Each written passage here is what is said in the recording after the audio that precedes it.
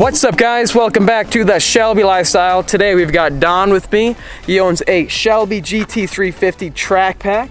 He is a hardcore motorcycle enthusiast, and he got this to change it up, and I gotta say, it looks nice. The magnetic gray is one of the best colors I've seen yet of the GT350. So today we've got the GT350 and the GT350R. I haven't seen many comparisons between both these cars because really there's not that much different about them. So today we're going to be comparing both these cars and seeing how they stack up against each other.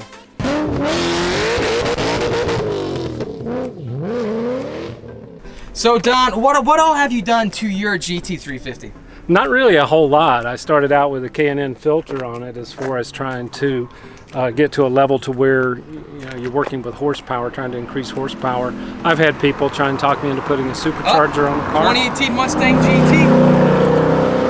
That works. But I don't know if I'll be going the supercharger route. I like my car. I bought it for a touring car and a track car. I intend to track it some days, put it on the track. I'll definitely put some tires like this on it. Oh man, that is a safety. That is a safety hazard, guys. Sport Cup 2, yeah.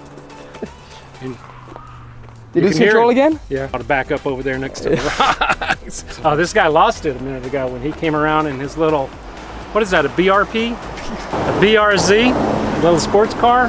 Came around the curve, lost it, and almost ate that rock pile over there. No, I just filmed it. I bet he just shit his pants. Now what that did.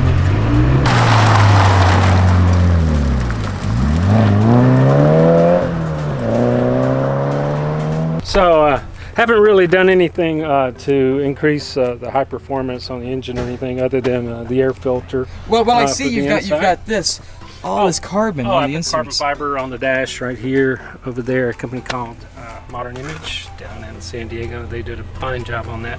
The Recaro seats are really comfortable. I wish they had the ventilated seats with the cooling and the heating like the other car had, but I'm happy with it. It's a good car. It's great. It handles like a dream. Power delivery, the sound. I will probably be cutting off the resonators. Oh yes, so just like the GT350R. When this car has no resonators, I swear it is one of the best sounding cars I think I have personally ever heard. And I'm not trying to be biased or anything. Right. Because it's just the fact, the flat plane crank when it comes to this 5.2 liter American V8, it doesn't sound like anything else out there. Yeah.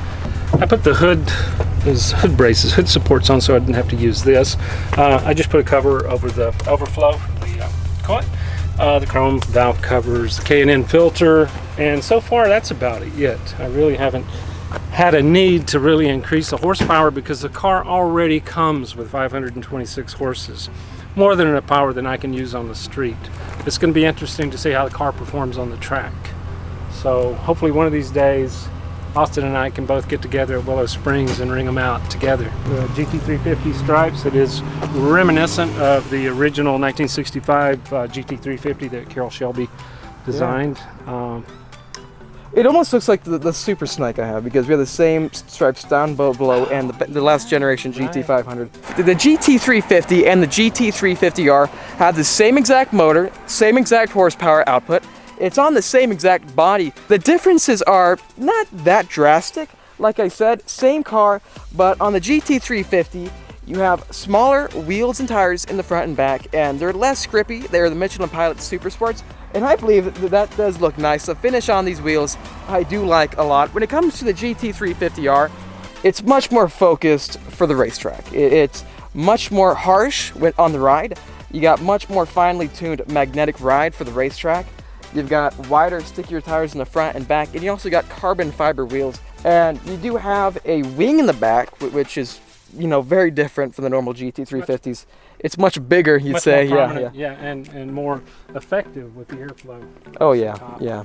Then the front too, you got a much bigger splitter. And if you live in California, like me, it's not always the best. I wish this car had a front axle system that can raise up and down.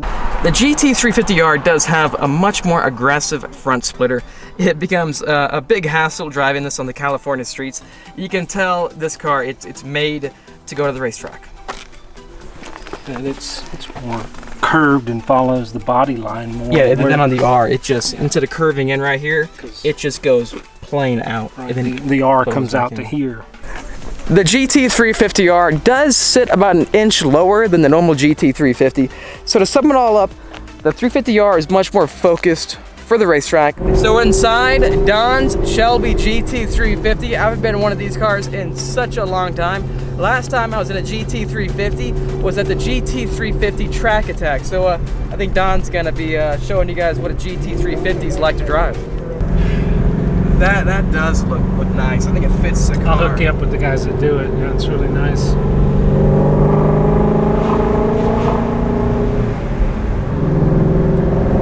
It's really hard to drive one of these cars when someone's talking to you on a walkie-talkie.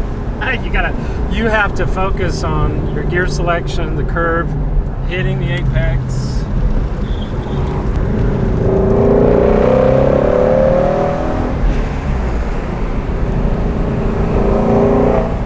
Yeah, guys, this car, man, it is incredible. You guys don't need a GT350R to have fun. This car is amazing. The clutch is phenomenal. In the older Mustangs, the clutch was almost like a truck clutch. I don't know if it was intentionally built that way with really stiff springs, right? But this clutch is almost like a clutch in a Toyota. I mean, it's so easy to depress. One thing I wish about it, though, I wish that it would begin to engage more toward the middle of the span rather than toward the top end of it. I don't know if there's an adjustment that Ford can make for you to change that, but you just have to adjust to it when you first get the car. When you first get in and start off, it's you'll probably begin to release the clutch and expect it to engage a little sooner, but it comes on a little later. And it just takes a little getting used to.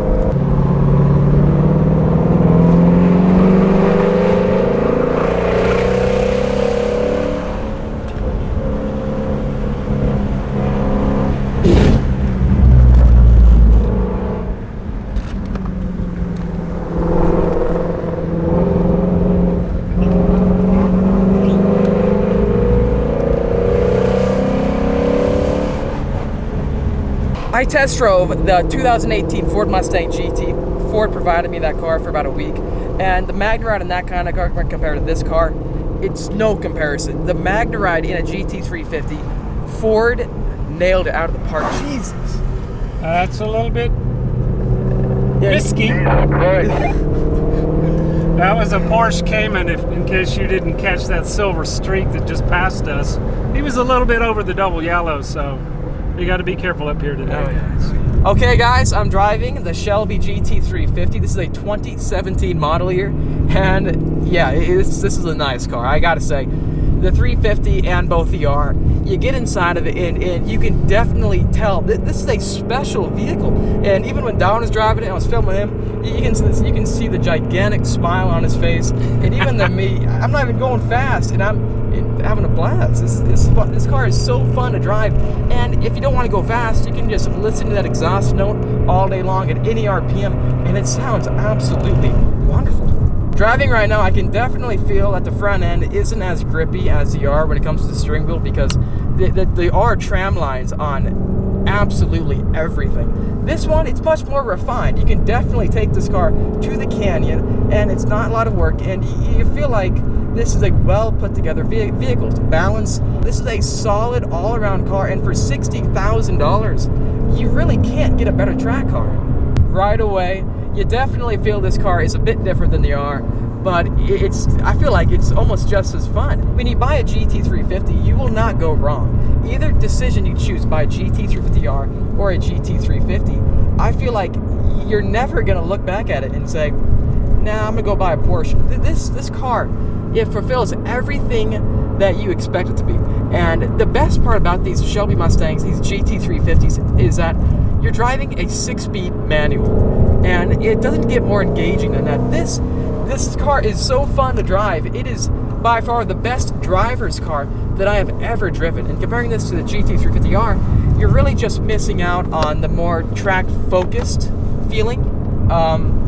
But if you don't go to the track that much, hey, it's no big deal. This car will meet all your needs. It'll satisfy you a way that no other car in this price range can. Yep, and it definitely does pick up and go. I was telling Don, these Shelby GT350s feel way lighter than they actually are. And that's the kind of feeling you want when you go to the racetrack, because driving this car, you feel extremely confident, inspired. Good thing about these Shelby GT350s though, is you can give it so much throttle mid-corner, and it's planted, it hooks up, and that MagneRide makes the entire body roll just, it's like it's not even there almost.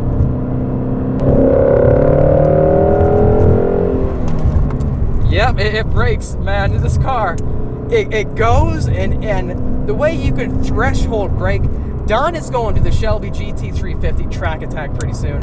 At the GT350 Track Attack, that's where I first drove a Shelby GT350 non-R, and they are a blast on the road course. And Don is gonna have such a good time at the GT350 Track Attack. Man, dude, I'm pretty jealous. I'm pumped.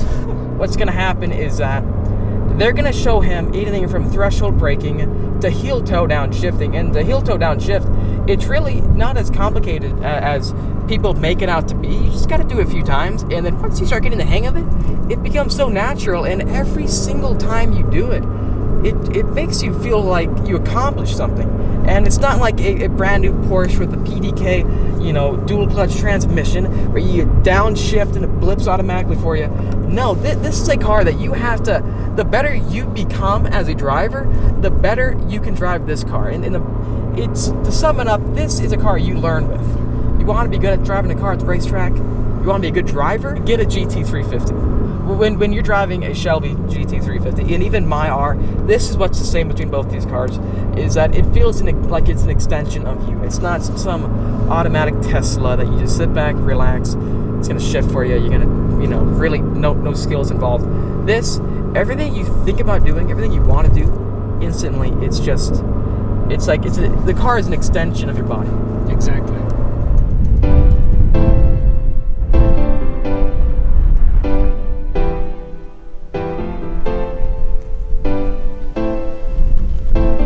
Okay guys, I just got out of Don's Shelby GT350. I am just, that car puts smiles on your face, and you can definitely tell when it comes to this guy right here, because when I was in the passenger, whole time, his entire face just like that. But what I did learn was that a GT350 owner isn't a best passenger. Now, he felt like he was going to get sick through the corners. But motion sickness, I forgot to take my Dramamine. The biggest difference that I felt with the GT350 and the R was that the clutch. The clutch was a bit different in both cars. The R feels much heavier, and in his GT350 it feels much more clingy. Well, the thing that I noticed about the clutch in my car is that I don't understand why it engages. It doesn't begin to engage until about the last inch of releasing the clutch pedal.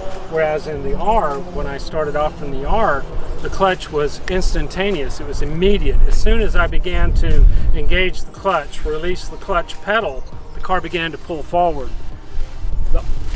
The GT350 is completely opposite. The point of engagement is at the opposite end of the clutch pedal. In other words, when you start to release the clutch pedal, it doesn't begin to engage until about the last 3/4, 1 inch of the pedal. So right off the bat, what would you say that you like better about your GT350 versus the R? What I like more about my car than the R is my car is, to me, purpose built more for touring. You can take the car anywhere, cross country, cross state, anywhere. It's really good in the mountains. The brakes are phenomenal on it. I really like the power delivery. The R, where I would prefer the R over the GT350 is if I were in a track situation, I was doing track days. It comes with the stickier tires, more aerodynamic, more aggressive. It's a lighter weight automobile, and you feel that immediately when you start off. My car's just a little bit more heavier, but the suspension, the MagneRide in both cars seems to be phenomenal. Ford finally got it right. Especially the fact it's four-wheel independent suspension, as everyone knows now. But I can't say enough good about the car. You have a lot of people that knock the GT350s, the newer ones, the S550s, but I don't understand. They're not driving the car where I drive my car. They're not driving it the way I drive my car. I don't know why they're dissatisfied, why they list all these dissatisfactions, but I'm just elated with my car. I love it. It does everything I ask of it. It just puts a smile on my face every time I get in it. I'll be at work thinking about the car, thinking about driving the car on the weekend. I can't wait to open my iPhone up and show people at work pictures of the car. I just love it. It's just oh yeah, it's probably the finest automobile I've ever owned, for sure. And when it comes to the GT350R, I've taken this car to the track so many times that I can't even count. And have I had any issues with it? None. This car has been perfectly fine. I've gone to 8250 RPMs over and over again. I ride way up there in the RPMs, and the car, it feels like it's made to do it. It doesn't have any issues whatsoever. So that's where it comes to the point I'm trying to make. Put it this way, a bunch of GT350 owners on the internet have been complaining that these cars have an insane oil consumption issue. Don, he was telling me that his car is perfectly fine. He has no issues when it comes to oil consumption whatsoever. But again, he also told me that he's not riding way up in the RPMs that much. But in this car, I do ride up at the higher RPMs a lot more often than you probably should on the street. And I believe that is why my car uses much more oil than he does. Exactly. These cars, when you drive these cars, people that ride motorcycles say, after they've commented on how nice their motorcycle is, they say they become one with the motorcycle. It's because they're connected with the motorcycle. It's the exact same with the GT350. When you sit in this car and you drive it, you become a part of it. You're connected to it. If you don't believe me, keep watching Austin's videos, Speed Phenom's videos, and you can tell by his excitement and his correlation to the car. It even speeds up his oratorial skills. Yeah, I mean, you notice that I talk so pretty excited fast. talking about how nice this car is. I constantly have to ask him, just slow down, just calm down, but you can't do that. These cars, they excite you. It's a very, very exciting car to drive. It's just phenomenal to own. I can't find anything wrong about it. I can't find anything to complain about. Nothing about the brakes, nothing about the oil consumption. Gas mileage, it could be better, but it's a high performance vehicle. You don't buy this type of a car for high gas mileage.